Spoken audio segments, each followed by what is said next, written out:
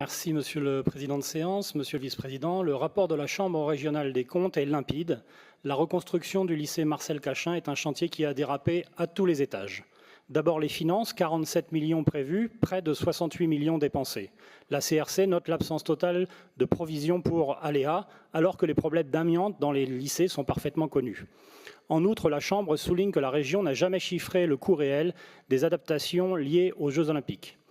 Ensuite, sur la procédure, la Chambre relève des irrégularités sérieuses, des critères flous, des erreurs modifiant le classement des candidats, un jury mal informé, l'absence d'avis d'attribution publié et une gestion insuffisante du risque de conflit d'intérêts. Pour un chantier de cette ampleur, c'est totalement inacceptable. Sur l'héritage des Jeux, l'objectif d'1 millier d'élèves formés au métier du sport est rempli à 7%, soit seulement 60 élèves, et surtout la grande emprise de près de 8000 m² libérée spécialement pour les Jeux est toujours vacante sans aucun projet arrêté. Autrement dit, on a densifié le lycée pour dégager un terrain qui reste aujourd'hui abandonné. À la lumière de ces constats, une conclusion s'impose. Les marchés globaux de performance ne sont clairement pas adaptés à ce type d'opération.